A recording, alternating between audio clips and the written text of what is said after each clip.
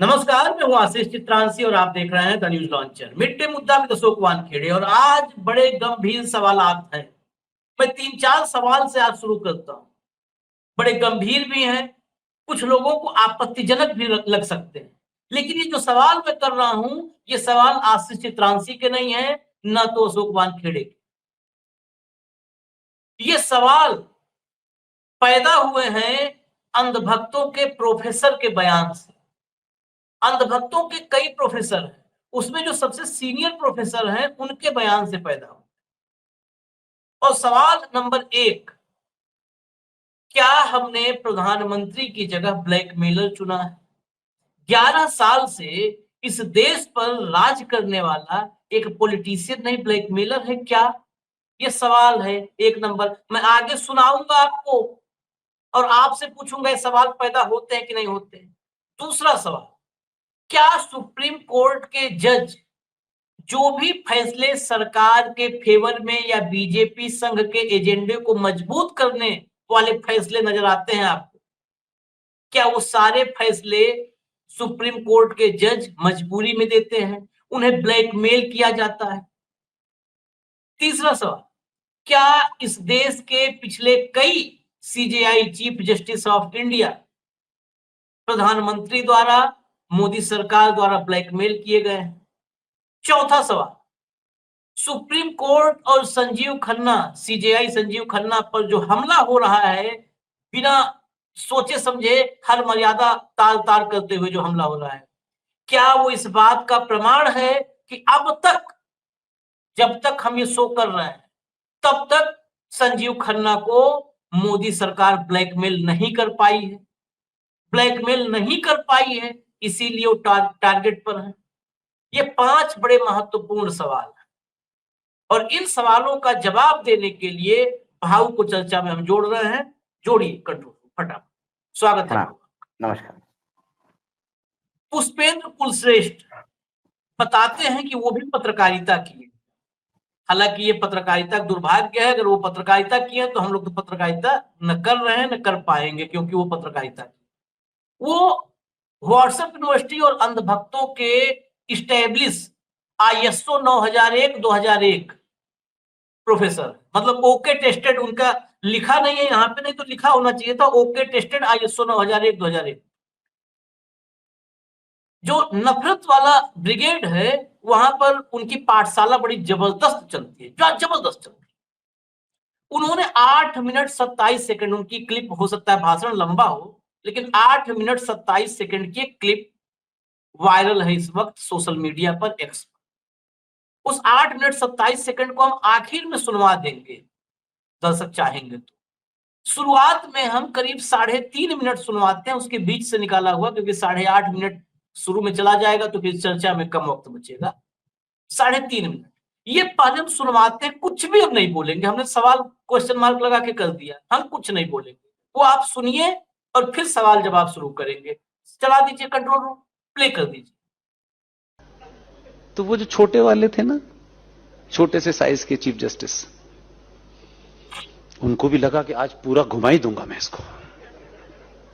इधर जा, इधर जा, इधर जा, इधर जा। पूरा देश देख रहा है कि वो चीफ, और वो क्या कहते हैं, बताइए जज साहिबान कहां बैठ के फैसला देते हैं? यहां बैठ के देते हैं। यहां कैसा है, ये कैसा है? जब सब कुछ हो गया, उसके कदम तेज तेज थे और उनको छोटे थे कदम, उनके कदम छोटे छोटे थे हो गए, तो उनसे बोले, एक पर्चा निकाला, ये देखा है आपने? बस नमस्कार, पूरा हो गया। और जज साहब बाहर आए। जज साहब बोले, राम मंदिर पे फैसला 40 दिन में दूंगा। कुछ लोगों को समझ नहीं आया कि ये कौन सा इंजेक्शन लगा है। और फिर 40 दिन के बाद फैसला आया, राम मंदिर यही बनेगा, यही मंदिर है। मालूम है क्या था? सत्ताएं सिर्फ ऑफिस में बैठ करके नहीं चलती हैं। हमारे पूर्वजों ने सत्ताएं सिर्फ बैठ के नहीं चलाई हैं। जमीन की हकीकत, जो कागज दिखाया था ना, वो कागज उनके दामाद का था। उनके दामाद कहीं किसी राज्य सरकार में जज हैं जो करप्शन में फंसे हुए थे। और देखिए, इसमें ईमानदार है वो। नहीं, उसकी ईमानदारी बता रहा हूं, आप पहले से हंस रहे हो। वो ईमानदारी देखिए उसकी कितनी है। जैसे ही उन्होंने फैसला दे दिया, हम आप भारत माता की जय, हम सब खुशी खुशी घूम रहे थे, लेकिन पीछे का जो होमवर्क है वो नहीं पता किसी को। उसने फैसला देने के बाद निगाह गड़ा के रखी कि ये रिटायर किस दिन होने वाले हैं। वो जिस दिन रिटायर होके तेजी तेजी से बाहर आए और घर पे पहुंचे, वो ये जानता है मनुष्य मनुष्य है, उसमें लालच भी है, उसमें सब कुछ भी है, उसमें द्वेष भी है, उसमें बदला भी है। वो कोई खाली नहीं छोड़ता, पता नहीं कब बहक जाए। बहकने के तो पैसे लगते नहीं है। वो घर पहुंचे, घर पहुंच के उन्होंने कोट टांगा, रिटायरमेंट समाप्त हो गया उनका। रिटायरमेंट के बाद जब वो घर पहुंचे तो एक आदमी पहुंचा और एक लिफाफा दिया उनको। सर ये है आपके लिए। जब लिफाफा खोल के देखा तो लिफाफे पे लिखा हुआ था, भारत सरकार ने देश के राष्ट्रपति से ये आपका नाम प्रपोज किया है कि इस देश में जो 12 गणमान्य नागरिकों को राष्ट्रपति राज्यसभा में भेजते हैं, उसमें आपका नाम भी नामित किया गया है। अब 6 साल तक मुंह बंद रहेगा। अब 6 साल तक मुंह बंद रहेगा। ये पूरा शुरुआत इन्होंने किया था कि एक सुप्रीम कोर्ट के चीफ जस्टिस थे, वो पत्रकारों से इंसाफ मांगने लगे थे प्रेस कॉन्फ्रेंस करके। वही लोग प्रेस कॉन्फ्रेंस जब किया था 4 जजों ने, फिर उसी शाम मोदी ने कहा मैं सुप्रीम कोर्ट आ रहा हूं आज टहलने। जो आदमी गुजरात में 15 साल अदालतों के चक्कर काटा, वो क्यों जा रहा था? अदालत तो उसकी देखा हुआ था, लेकिन वो गया क्यों था? गया, फिर छोटे कद का वो चीफ जस्टिस घुमाया, इधर देखिए साहब, इधर देखिए, आखिर में पन्ना दिखाया। दामाद का करप्शन छिप गया, दामाद के करप्शन के एवज में फैसला करवा लिया। यानी इस देश में करप्शन अपराध नहीं है। हमारे मन माफिक चलो, करप्शन अपराध नहीं है। हमारे मित्रों के लिए काम करो, करप्शन अपराध नहीं है। हमारे एजेंडे के लिए काम करो, करप्शन अपराध नहीं है। हमारी नफरत फैलाने के ब्रिगेड के लिए काम करो, करप्शन अपराध नहीं। पाओ, ये प्रोफेसर साहब, नाम है पुष्पेंद्र कुलश्रेष्ठ प्रोफेसर, तो हम इनको मानते हैं कि ये नफरत की यूनिवर्सिटी के प्रोफेसर है। इन्होंने आज मोदी को भयंकर फंसाया है। लेकिन इस देश में हालांकि कोई फंसता नहीं है, फंसता तो वो है जो सच बोलता है। झूठ बोलने वाले को तो आजादी है। लेकिन इसका कोई, मुझे तो लगता है कि इसका कॉग्निजेंस लेना चाहिए, सुप्रीम कोर्ट को लेना चाहिए। बाकायदे ब्लैकमेल जो हुआ उस पर भी मुकदमा होना चाहिए, और ब्लैकमेल जिसने किया उस पर भी मुकदमा होना चाहिए। क्या होना नहीं चाहिए? ये तो बहुत बड़ी बात है, ये छोटी बात नहीं है, ये देश को हिला आशीष देने वाली बात है। आशीष कभी कभी गलती हर आदमी करता है। गलती मैंने भी जीवन में कुछ की है, और मैं आज दर्शकों से मैं माफी मांगने में मुझे शर्म नहीं आएगी। ये पुष्पेंद्र कुलश्रेष्ठ जो है, ये पाकिस्तानी टीवी एजेंसी के लिए यहाँ पे काम करते थे। मेरी बात पूरी सुन लीजिए। मेरे बहुत अच्छे मित्र थे, और प्रेस क्लब ऑफ इंडिया की राजनीति में इतने सक्रिय थे कि लगातार 3 बार पैनल चुनाव जितवा के लाते थे। उनके पैनल का मैं सक्रिय मेंबर था। उनको जितवाने में मेरी अहम भूमिका रही थी, क्योंकि तब वो राष्ट्रवादी थे। वो लेफ्ट माइंडेड पत्रकारों को धुतकारते थे। बीजेपी वालों को तो बिल्कुल रोज जब हम बैठ के बात करते थे, बोलते थे कहा क्या कर रहे हैं लोग। घोर राष्ट्रवादी।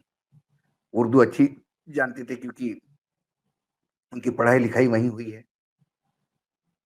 लेकिन फिर प्रेस क्लब के कुछ गबन में उनके ऊपर केसेस लगे, प्रेस क्लब से वो निकाले गए। और जितनी हिंदुत्व की बात करते हैं, व्यक्तिगत रूप में यदि इनकी व्यक्तिगत निजी जिंदगी, क्योंकि मैं किसी की निजी जिंदगी में नहीं झांकना चाहता, इनकी निजी जिंदगी यदि देखा जाए तो ये तलाक हलाला ये सब करने में माहिर है, व्यक्तिगत रूप से। तो मैं किसी की निजी जिंदगी में जाता नहीं है। हर एक की निजी जिंदगी का अपना एक पन्ना होता है, उससे मैं कुछ नहीं करता। लेकिन एकाएक ये गायब हो गए।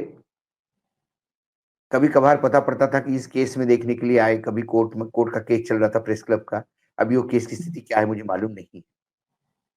क्योंकि फिर उसके बाद हम भी बिल्कुल हमने कहा कि जब जिसके ऊपर विश्वास करते यदि वही गबन करने लगा तो कहीं ना कहीं अपने भी छिटे आ जाते, तो हम बिल्कुल दूर हो गए, वो तो प्रेस क्लब की राजनीति से दूर हो गए।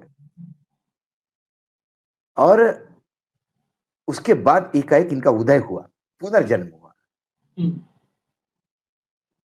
और उस पुनर्जन्म में एक घोर हिंदुत्व का झंडा लेकर घूमने लगे। ये इनका अतीत से लेकर वर्तमान है। अब जब लोग सुनते हैं तो उलूल जुलूल बोलने लगते हैं। इन्होंने जो बोला उनको ये नहीं समझ में आ गया वो क्या बोल गए। और इनके इस वीडियो पे यदि गोगोई साहब मौन है, प्रधानमंत्री मौन है, तो ये स्वीकृति है। तो ये हम माने कि हमने देश में ऐसा एक प्रधानमंत्री चुना है जो ब्लैकमेलर है, बिल्कुल साहब। जो अपने एजेंडे को संविधान के अनुसार नहीं ब्लैकमेल करके करवाता है। Point number 1। दूसरे चीफ जस्टिस थे हमारे चंद्रचूड़ साहब, जिन्होंने कहा था कि मैंने भगवान के सामने पूछा क्या करूं, अब भगवान ने मुझे आदेश दिया। तो चंद्रचूड़ साहब कितना भगवान के नाम से झूठ बोलते हैं यह भी दिखाई देता है इसमें। क्योंकि नतीजा तो रिजल्ट जो है राम मंदिर का निर्णय वो तो ब्लैकमेलिंग से हुआ है। तो ये भगवान को पूछना उछना, यदि उन्होंने भगवान को पूछा होगा तो फिर ये झूठ बोल रहे पुष्पेंद्र कुलश्रेष्ठ। तीसरी बात, जब प्रधानमंत्री मिलने जाते हैं चीफ जस्टिस को तो ब्लैकमेल करने जाते हैं, ऐसा ही माने क्या? हाँ। क्योंकि एक बार वो गोगोई से मिले तो पर्चा थमा दिया। अब चंद्रचूड़ साहब को क्या थमा दिया ये भी पुष्पेंद्र कुलश्रेष्ठ बता दे। जब चंद्रचूड़ जी के घर ये गणपति पूजा के लिए गए थे, उसके बाद ही चंद्रचूड़ ढीले पड़ गए। तो क्या वहां पे भी यही हो रहा क्या? राजनीति में राजकीय दल तो ब्लैकमेल होते हुए दिखाई देते हैं, ईडी, सीबीआई, इनकम टैक्स से हंटर चलता है। लेकिन यदि न्यायपालिका भी ब्लैकमेल कर रहे होंगे तो फिर इस संविधान का कोई मतलब ही नहीं रहा, कोई मतलब नहीं रहा संविधान का। और दूसरा एक है, इस देश की राष्ट्रपति की कितनी अवमानना की है कि एक भ्रष्टाचारी दामाद का ससुर जो ब्लैकमेल करके संविधान की अवहेलना करते हुए, क्योंकि अब मैं ब्लैकमेलिंग के बाद ही उन्होंने नतीजा दिया, तो मैं यही मानूं, मैं पुष्पेंद्र कुलश्रेष्ठ के शब्द को सच मानते हुए मेरा व्याख्या कर रहा हूं, विश्लेषण कर रहा हूं। यदि पुष्पेंद्र कुलश्रेष्ठ सच बोल रहे हैं तो इसके मायने ये है कि ये जो राष्ट्रपति है उन्होंने, जिस आदमी ने संविधान ताक पर रख के अपने भ्रष्ट दामाद को बचाने के लिए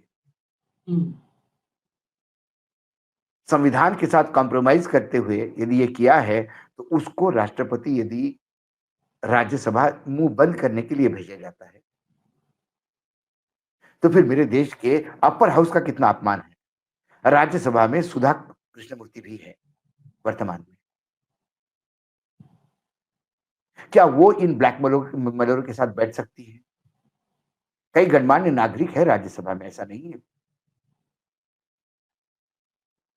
क्या ये उनका अपमान नहीं है कि एक भ्रष्टाचारी दामाद के ससुर को साथ में बिठा रखे?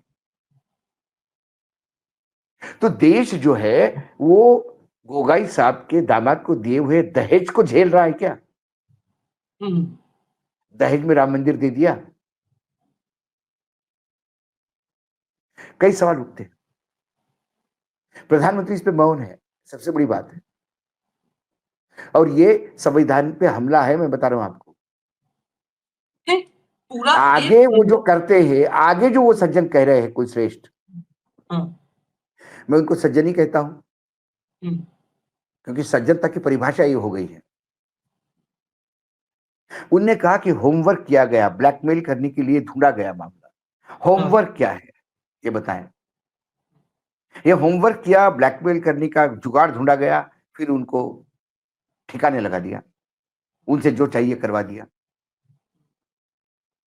फिर आगे वो उस भाषण में जो आप सुनाने जा रहे एंड में, वो ये कहते हैं कि ऐसे ही लोग अपने देश को चाहिए, ब्लैकमेल करने हाँ वाले।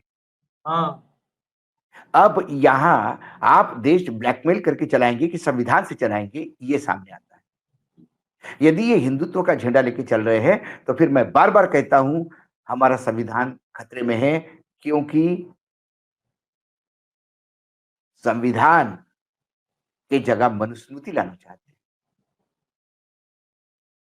हैं। फिर हम किसी प्रधानमंत्री को देख रहे हैं कि प्रधानमंत्री के मुखौटे में संविधान को कुचलने वाला एक ब्लैकमेलर को देख रहे हैं। ये सवाल में पुष्पेंद्र कुलश्रेष्ठ बताए हमको, अब हम किसको देख रहे हैं? क्योंकि प्रधानमंत्री मेरे भी है, उन पे ये आरोप लगाए। प्रधानमंत्री एक विशिष्ट राजनीतिक दल से आते हैं, उनकी एक विचारधारा होती है। राजनीति में झूठ बोल ही लेते हैं थोड़ा बहुत लोग, ये थोड़ा ज्यादा बोलते, फर्क इतना ही। लेकिन ब्लैकमेलिंग जैसी बात आज पहली बार सामने आई और सर्वोच्च न्यायालय पे। यदि न्यायपालिका ब्लैकमेल होती है, विधायिका तो मनमाने संविधान को रोने के लिए बैठी हुई है और कार्यपालिका विधायिका के दरबार में नृत्य करती है, तो फिर संविधान कहाँ रहा? खत्म। यही वो बात। कहते हैं कि महंगाई होने दो, बेरोजगारी बढ़ने दो। ऐसे आदमी को, जो ब्लैकमेलर है, जो ब्लैकमेल कर करके अपना एजेंडा लागू कर रहा है, उस आदमी को आपने 240 पे लाया, शर्म आनी चाहिए आपको। 240 पे ये तेवर है, 370 पे क्या होते? 370 पे अखिलेश ने बोला ना 500। 2 दिन पहले अखिलेश यादव ने कहा कि अगर ये 400 कह रहे थे आए होते तो इस समय पूरे देश की सड़कों पर राइफल और नंगी तलवारें लहरा रही होती और कोई कुछ नहीं कर पाता। लेकिन एक बड़ा सवाल है बाबू, यहाँ पर इतना ये मामला इतना सिंपल नहीं है। ये इस देश में मुझे लगता है कि 11 साल में ऐसा गंभीर बयान आया है। एक ब्लैकमेलर अगर मतलब सत्ता का तंत्र जो सिस्टम जहां से पूरे देश में शासन चलाया जा रहा है, अगर वहां से ब्लैकमेलिंग हो रही है तो कॉन्स्टिट्यूशन, आपने कहा कॉन्स्टिट्यूशन तो है ही नहीं। कॉन्स्टिट्यूशन तो तब होता है जब आदमी अपने इच्छा से काम करता है, संविधान को देखते हुए, संविधान के में जो भावना है, उसकी आत्मा है, उसको देखते हुए। जब ब्लैकमेलिंग होता है तो ब्लैकमेलिंग में तो आदमी अपने पत्नी के, अपने बेटे की बात नहीं मान पाता है, क्योंकि ब्लैकमेलर जो कहता है वो करता है। तो ब्लैकमेलिंग जहां हो रहा है वहां कॉन्स्टिट्यूशन है।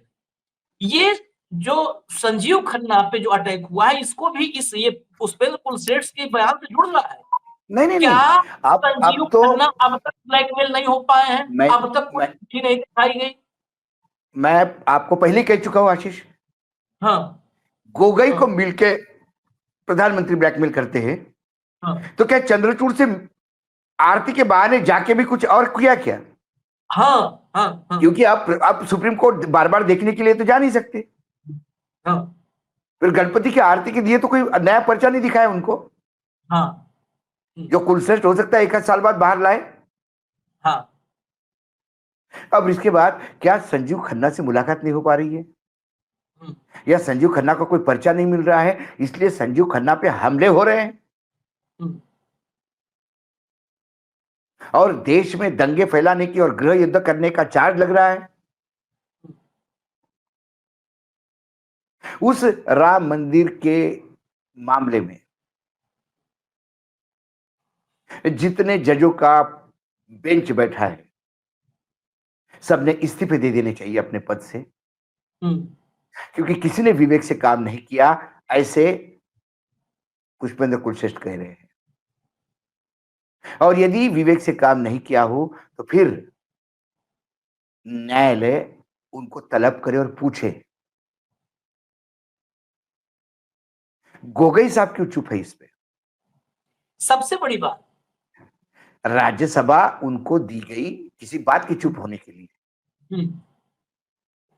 दूसरी बात, उनका वो भ्रष्ट दामाद कौन से राज्य में है ये ढूंढना पड़ेगा। हाँ उनने अब तक क्या क्या न्यायपालिका के साथ भ्रष्टाचार के चलते क्या क्या खेल किए, क्योंकि जहां तक गोगोई जी के परिवार का सवाल है, मैं इतना जानता हूं कि उनका अतीत जो है वो बहुत ईमानदार और देश के प्रति समर्पित रहा है। यदि उनकी अगली पीढ़ी दामाद उनके यदि भ्रष्ट है तो उस दामाद तो चिन्हित करना चाहिए और सारा बिल्कुल पब्लिकली हो जाना चाहिए, ताकि जिनके भी केसेस जिस दामाद के पास है, जो जो अपनी बोली लगा के केस क्लियर करवाए, अपने अपने साइड पे न्याय ले ले, अपने हिसाब से न्याय ले ले पैसा देके, क्योंकि भ्रष्टाचारी पकड़ा गया था उनका। इस पे गोगोई और प्रधानमंत्री की चुप्पी, ये क्या पूर्ण सम्मति है? सवाल ये है। और यदि ये पूर्ण सम्मति है तो फिर देश में संविधान समाप्त है। आज ही मैं बोलता हूं आपको, ये ढकोसला है हम जो बोल रहे हैं संविधान के हिसाब से देश चल रहा है, संविधान सर्वोपरि। भारतीय जनता पार्टी के किसी नेता को संविधान का नाम लेने की जरूरत नहीं है, क्योंकि संविधान का कस्टोडियन यदि न्यायपालिका है और न्यायपालिका को यदि ब्लैकमेल किया जाता है तो फिर संविधान किसके भरोसे? बागड़ी खेत को खाएगा तो फिर क्या करेंगे, किसको देखेंगे? सीधा इसमें भाऊ 3 किरदार हैं, पुष्पेंद्र कुलश्रेष्ठ 4 हैं। पुष्पेंद्र कुलश्रेष्ठ किरदार नंबर 1, ये इन्होंने रचना की है, वेद व्यास आगामी जो महाभारत है उसका। हाँ। दूसरा किरदार नरेंद्र मोदी, तीसरा किरदार रंजन गोगोई और चौथा किरदार दामाद जी। दामाद जी को तो अभय दान मिल गया, वो तो उसके बाद पता नहीं क्या क्या किए होंगे, अगर पन्ने पे उनका नाम था। उनको तो अभय दान मिल गया, अभय दान के बाद तो फिर अमर हो गए, वैसे ही अजर अमर हो गए। वो तो सर्वोच्च न्यायालय में आ सकते हैं यदि हाईकोर्ट में होंगे किसी राज्य में तो।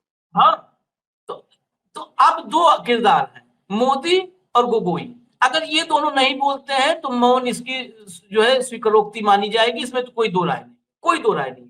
आखिरी सवाल, इसके बाद हम वो 8 मिनट पूरा चला देंगे, 8 मिनट 27 सेकेंड।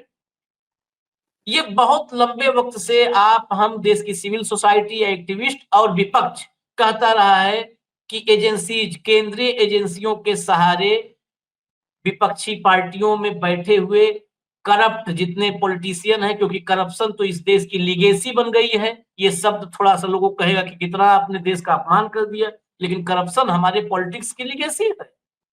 तो विपक्ष में बैठे हुए करप्ट लोगों को एजेंसियों के जरिए ब्लैकमेल करने की एक परंपरा बड़ी जबरदस्त नींव डाली उसकी, एक तरफ वो है।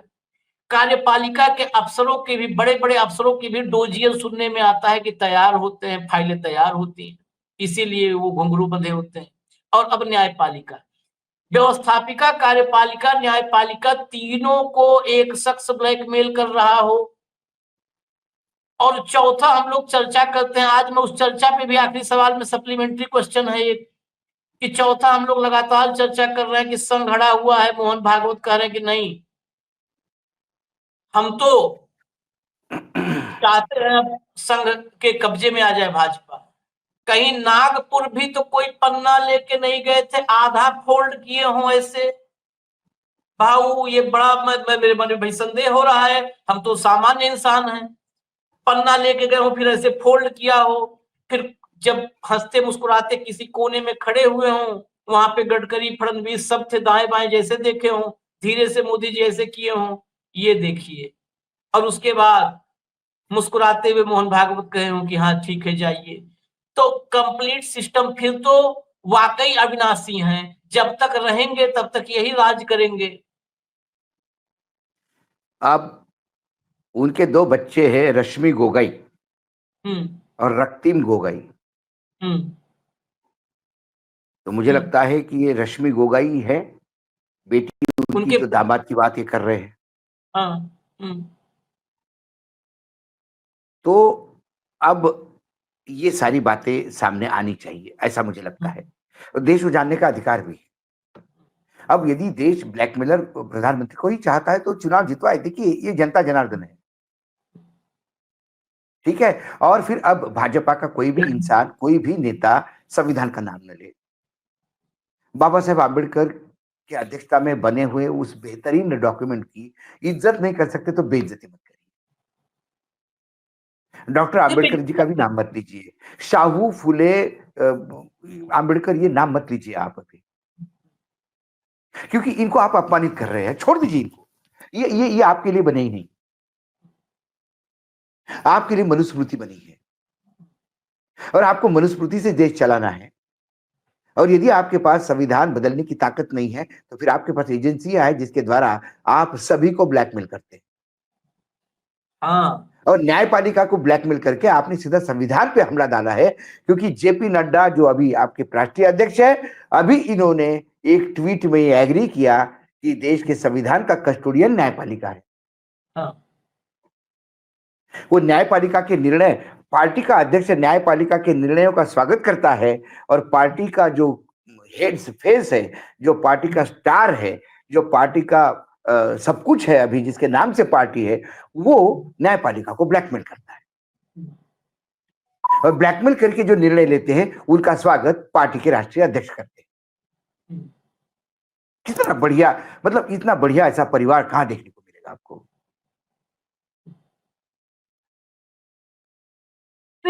भाव एक बात छूट गई, मैं उस पर जवाब लेकर के ही खत्म करूंगा। एक तो ये तो अब जनता की भूमिका, जब सोचिए जब ब्लैकमेलिंग से देश चल रहा है तो जनता की भूमिका अब सरकार बनाने में नहीं है, फिर तो आयोग से लेकर नहीं है। मेरा एक सवाल है, बड़ी चर्चा हुई थी, मैं इसको इस कॉन्टेक्स्ट से थोड़ा डिफरेंट वे से देख रहा हूं।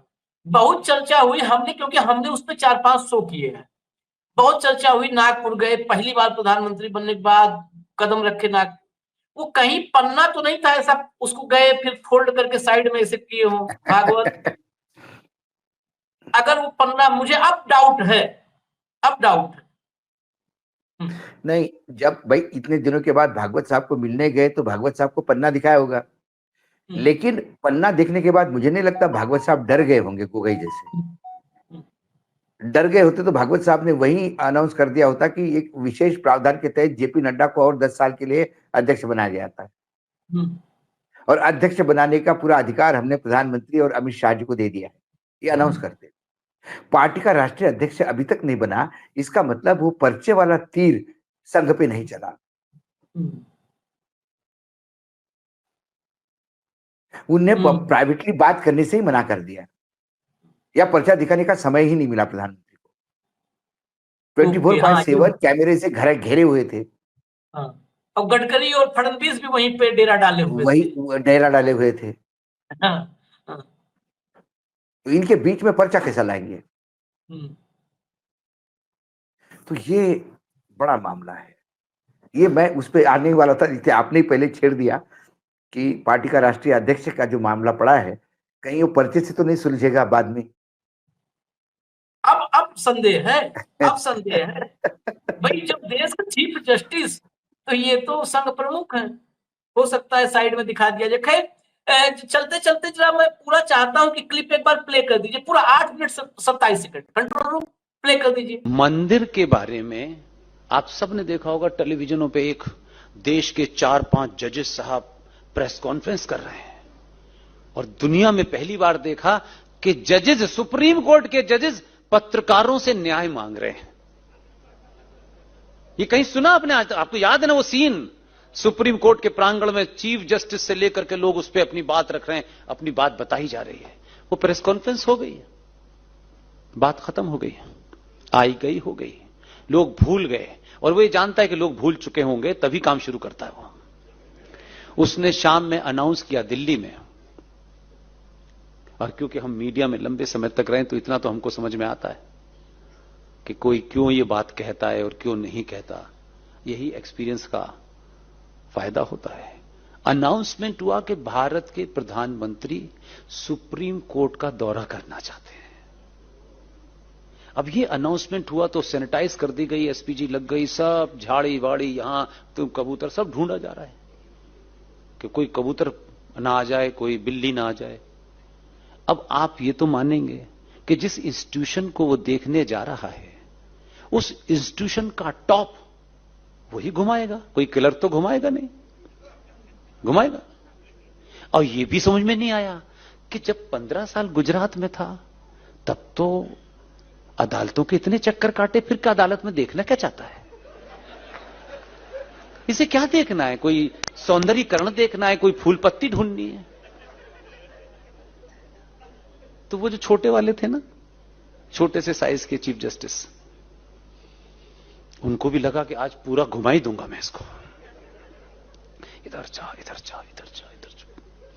पूरा देश देख रहा है कि वो चीफ, और वो क्या कहते हैं, बताइए जज साहिबान कहां बैठ के फैसला देते हैं? यहां बैठ के देते हैं। यहां कैसा है, ये कैसा है? जब सब कुछ हो गया, उसके कदम तेज तेज थे और उनको छोटे थे कदम, उनके कदम छोटे छोटे थे हो गए, तो उनसे बोले, एक पर्चा निकाला, ये देखा है आपने? बस नमस्कार, पूरा हो गया। और जज साहब बाहर आए। जज साहब बोले, राम मंदिर पे फैसला 40 दिन में दूंगा। कुछ लोगों को समझ नहीं आया कि ये कौन सा इंजेक्शन लगा है। और फिर 40 दिन के बाद फैसला आया, राम मंदिर यहीं बनेगा, यही मंदिर है। मालूम है क्या था? सत्ताएं सिर्फ ऑफिस में बैठ करके नहीं चलती हैं। हमारे पूर्वजों ने सत्ताएं सिर्फ बैठ के नहीं चलाई हैं। जमीन की हकीकत, जो कागज दिखाया था ना, वो कागज उनके दामाद का था। उनके दामाद कहीं किसी राज्य सरकार में जज हैं जो करप्शन में फंसे हुए थे। और देखिए, इसमें ईमानदार है वो। नहीं, उसकी ईमानदारी बता रहा हूं, आप पहले से हंस रहे हो। वो ईमानदारी देखिए उसकी कितनी है। जैसे ही उन्होंने फैसला दे दिया, हम आप भारत माता की जय, हम सब खुशी खुशी घूम रहे थे, लेकिन पीछे का जो होमवर्क है वो नहीं पता किसी को। उसने फैसला देने के बाद निगाह गड़ा के रखी कि ये रिटायर किस दिन होने वाले हैं। वो जिस दिन रिटायर होके तेजी तेजी से बाहर आए और घर पे पहुंचे, वो ये जानता है मनुष्य मनुष्य है, उसमें लालच भी है, उसमें सब कुछ भी है, उसमें द्वेष भी है, उसमें बदला भी है। वो कोई खाली नहीं छोड़ता, पता नहीं कब बहक जाए। बहकने के तो पैसे लगते नहीं है। वो घर पहुंचे, घर पहुंच के उन्होंने कोट टांगा, रिटायरमेंट समाप्त हो गया उनका। रिटायरमेंट के बाद जब वो घर पहुंचे तो एक आदमी पहुंचा और एक लिफाफा दिया उनको, सर ये है आपके लिए। जब लिफाफा खोल के देखा तो लिफाफे पे लिखा हुआ था, भारत सरकार ने देश के राष्ट्रपति से ये आपका नाम प्रपोज किया है कि इस देश में जो 12 गणमान्य नागरिकों को राष्ट्रपति राज्यसभा में भेजते हैं, उसमें आपका नाम भी नामित किया गया है। अब 6 साल तक मुंह बंद रहेगा। राम मंदिर का फैसला आ गया। आप समझ रहे हैं?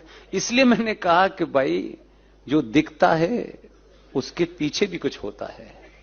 मैं इसलिए साथ खड़ा हूं।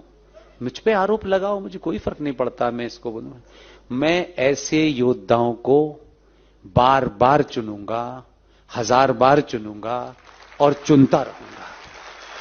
मुझे उसने क्या किया है, न मुझे आलू में इंटरेस्ट है, न प्याज में इंटरेस्ट है। ये जीवन है, जीवन में कभी प्याज कम होगी, सस्ती होगी, लेकिन हमारी सभ्यता, जिसके नाम लेने से आपको दुनिया में यह गर्व हो कि हमसा न कोई था न हो सकता है, अगर उसकी स्थापना में अगर राजा ने कुछ ऊपर नीचे भी किया है तो भी सही है।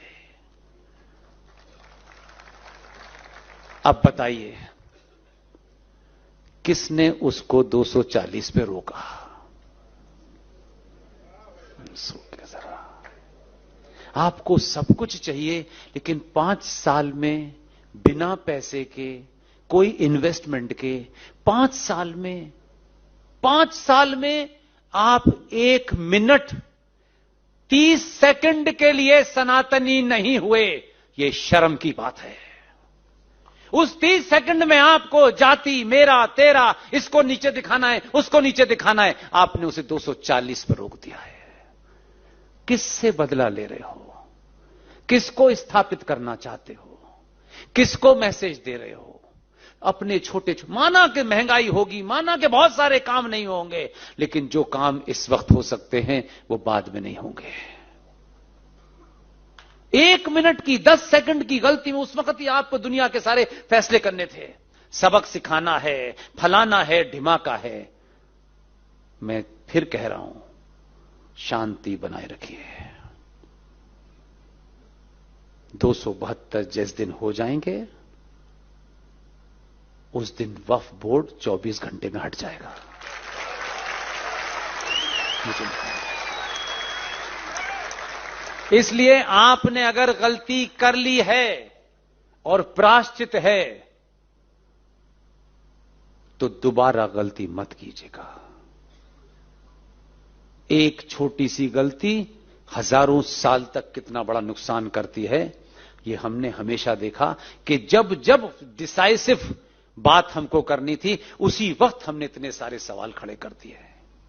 अगर इतिहास में चचा फूल वाले को प्रधानमंत्री बना दिया गया, जिसको उस अपनी पार्टी के लोगों ने अध्यक्ष नहीं बनाया, वो इस देश का पहला प्रधानमंत्री हो गया। और ये गलत नैरेटिव सेट कर दिया, झूठ बोला कि 15 अगस्त 1947 को जवाहरलाल नेहरू ने शपथ ली थी।